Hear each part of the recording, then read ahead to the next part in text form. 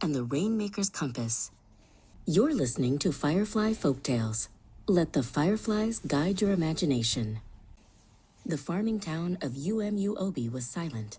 The sun glared, goats chewed dust, wells yawned wide. Waiting for water, the sky seemed to have forgotten. Ezinne, a girl who could mend anything, watched her mother fold a dry, cracked wrapper. If the sky can forget, Ezinne said, maybe it can be reminded. That night, a tired wind brought a gift, a brass shard that landed at Ezinne's feet. She cleaned it with shea oil. It was the face of a compass with 4 symbols: gourd, drum, river, and star. The needle spun wildly, then pointed toward the old anthill mounds. A proverb from her grandmother echoed, "When the world is thirsty, find the Rainmaker's path." Ezinne woke to damp footprints leading toward the mounds, impossible in the drought. She tied her headscarf and slipped away. The tallest anthill had a slit like a mouth. Ezinne pressed the shard to it, and the mound exhaled a cool breath, cracking open a red earth corridor. At the end, a broken compass ring waited. She set the shard into the gap. The ring woke, humming, and a map of light unfurled, pulsing with 4 roots: gourd, drum, river, star.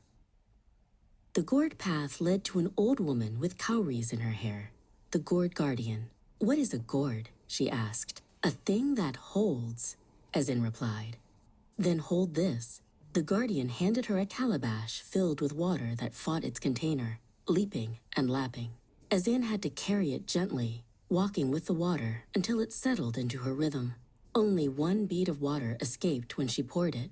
"Water keeps the shape of the hand that carries it," the guardian said, placing a gourd glyph into Ezinne's palm. Next, the Valley of Drum Trees. A masked youth, the drum guardian, sprang onto a log. "Beat your truth," he challenged, "or the valley will eat your echoes."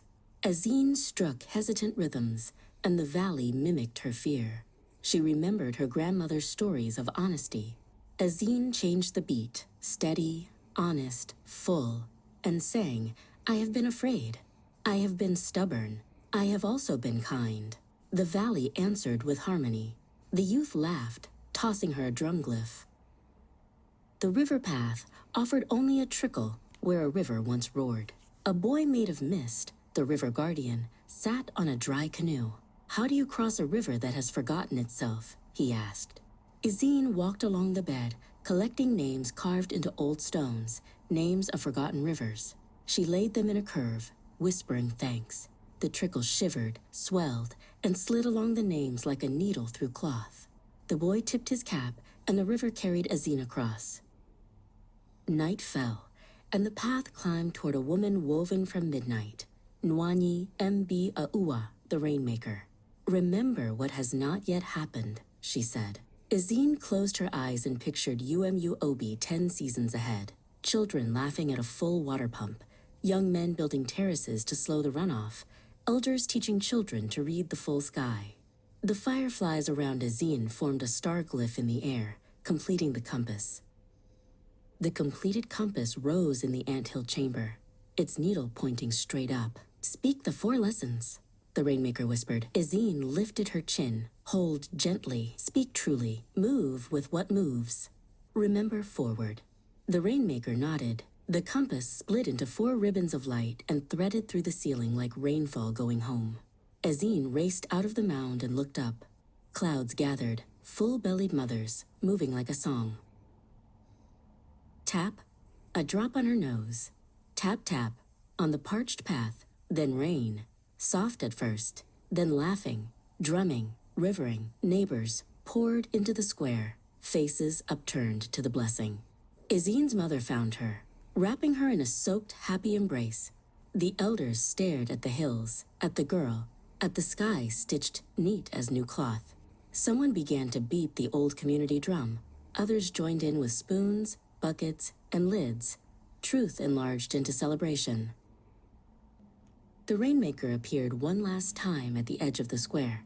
"You stitched the sky," she told Ezinne, "but keep stitching the ground. Rain falls best on prepared soil."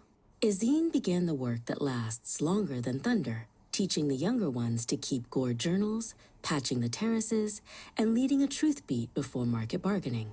The compass ring, now a bracelet, hummed softly on her wrist. On clear nights, she could see threads of light running from house to house, from tree to well, from sky to soil, stitched by hands that had learned how to hold, speak, move, and remember forward. And the sky, reminded, did not forget again.